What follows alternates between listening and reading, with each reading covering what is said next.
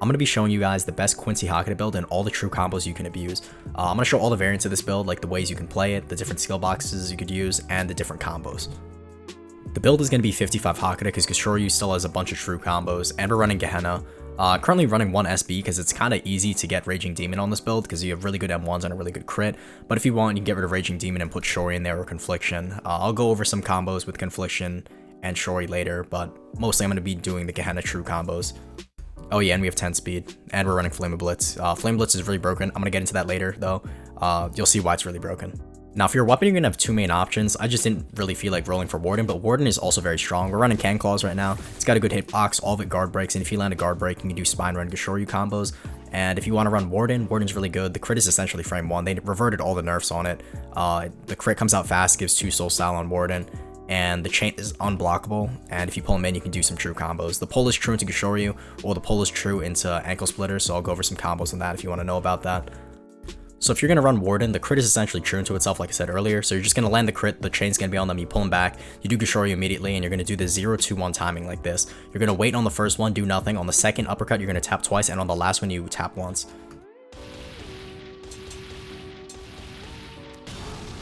So if I had Confliction, unfortunately I didn't have to change it before I did this, but while you're falling, do Confliction into Ankle Split, and that would be true. So just get rid of Axe Kick and Raging Demon, put Confliction and Ankle Split here if you're going to run the Warden combos. Now that combo on Warden is entirely true, but if you want to do the Can Claws combos, which I'm going to mostly cover in this video, essentially you're going to do the 0-2-2 timing. So when you do Gashoryu, you're going to wait on the first one, tap twice on this one, and tap twice on this one. And then this will be true into basically any move. Spine Rend will be put on CD. It's not shown here because I have no CDs on, but I'll show you the true combo to do once you do that. So essentially, you're just going to aim for guard break, either throw a pulse at them, and then force them to block, and then crit them. They're going to get guard broken, go into Spine Rend, turn around, Gashoryu, 0-2-2. We're going to Axe Kick here, and then Gehenna into Claw is all true, and that's 144 damage. And also you can do this off of Raging Demon, so if I hit Raging Demon, that would be like 50 damage, or like 40, I don't remember exact numbers. You can go into Spine Rend and be a 200 damage combo if you want as well. Now, of course, that's going to be your main bread and butter combo, the one that's most consistent and does the most damage, but of course your cooldowns are probably going to be on CD, or you're not able to do them all, so it's important to know these other true combos that will help add up damage. Off parry, Gashoryu is essentially true, so you can do this, 0-2-2. And you can go into any move, essentially. If you have no Axe Kick up, I just go Gehenna Claw, and it's still going to be true. But usually, after Gashoryu, you want to hit Axe Kick, go and then go into Gehenna Claw. Some other things you can do is, like, off like a guard break and do Axe Kick if your Spine Rend's not up. And then you just go into this if you don't have, like, Spine Rend to confirm the Gashoryu. Or you can just go Gashoryu to Gehenna Claw. But Gehenna Claw is always true. Depending on what you want to do is after a guard break, you can do start with either Gashoryu, Spine Rend, or Axe Kick. All of those are really good options to add extra damage. Some other combos that are going to be true or just really consistent is going to be Shadow Impale into Claw, Gehenna. This one's not going to be true, but another good one to do is Shadow Impale into Claw. This one will be true. And most people can't expect this, and sometimes Shadow Impale will go off even after you get hit. Like, usually Shadow Impale will cancel when you get hit, but depending on what state it is in the animation, it'll still go off. And Shadow Impale is a really good move, because you can just kind of throw a pulse, and then do like a Shadow Impale on them as well to be really annoying, and then this will be true. And it teleports you right into them, and it's really good. So essentially, you've got 2 really annoying moves. If I wanted to, I could remove Raging Demon and put my Shori in there, and I'm going to have 2 TP moves. Shadow Impale does a surprising amount of posture, so if we put a blocking dummy up here real quick, then I try and hit him with Shadow Impale, you can see it does like 45%, what is that? Yeah, a little under 50%. So if I land Shadow Impale, they block it, my Shori will guard break. So let me equip my Shori here real quick as well. Put it on 6. Yeah, Shori will guard break here.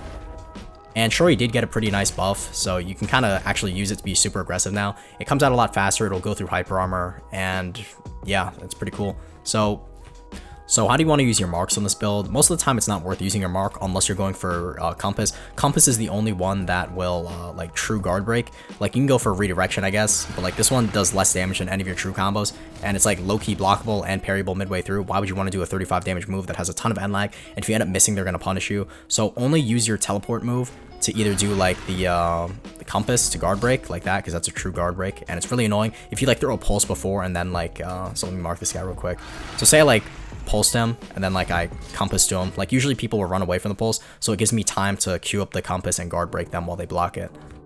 The other one that's kind of okay to go for is the pulse one. So say you need Ray and you want to like kind of confirm it, just wait for their flash step, and then if they end up blocking it, they'll usually get guard broken. For some reason it guard breaks these guys. I swear it doesn't like true guard break. Maybe I'm pretty sure it's blockable. It's fairly easy to dodge, but that's your other one worth going for. But I prefer compass. It's more consistent and has a bigger hitbox, where if you miss, you don't really get punished because you're so far away from them. But if you miss pulse, they can kind of punish you a little bit. Like depending if they Q dodge it, they can kind of like use a move on you here, like in your end lag.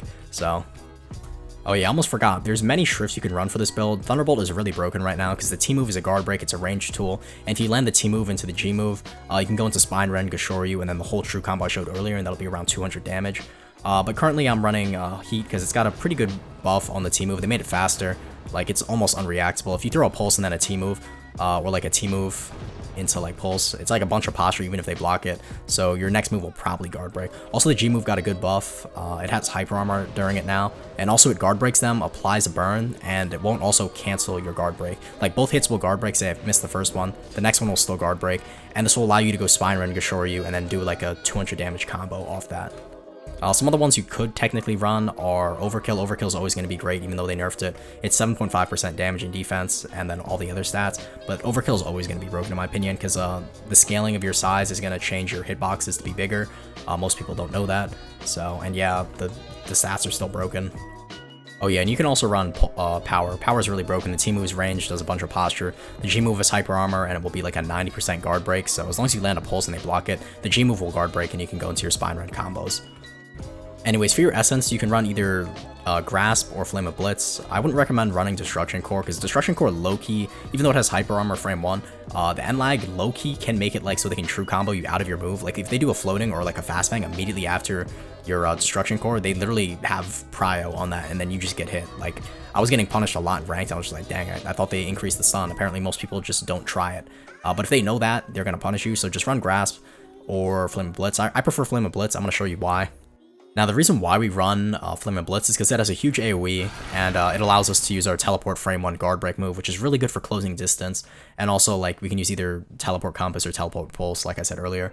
And because we're 55 Hakuda, we only have 10 speed, we don't have good flash up scaling, we need the mobility speed to, like, catch up to people. And obviously, Flame and Blitz is really broken. If you saw my last video, you'd know it's unblockable. It always goes through, and it also heals you, like, 1%. So it does 10 damage, heals you 1%, applies the mark so you can teleport to them and do frame 1 guard breaks. And it's unblockable and unparryable. This is a parry bot. If it was parryable, he would be able to parry it, but you literally can't do anything about it. I don't even think you can dodge Flame of Blitz, so it's just free damage. It's on a low CD, it's like 30 seconds, and it's always worth running in my opinion. And also it has frame 1 iframes. If I show like an attack bot real quick, or frame 2 or 3 iframes. If I jump into this, I'm gonna have iframes for like 2 seconds. So you can use it to escape combos. It's not frame 1 iframes. Like if I just stand here, I'm not gonna be able to do it. No, actually, it seems like I kind of can. It's like frame 2 though. Like you can literally get out of so many combos. It's really broken. Anyways, that's where I'm gonna end it. That's all you need to play Quincy Ground Hakuda. I might make one for Air Hakuda as well, and I'm definitely gonna make one for the other races. So stay subbed if you want to see all the variations of the builds and the combos you can do on these different races and Hakuda builds.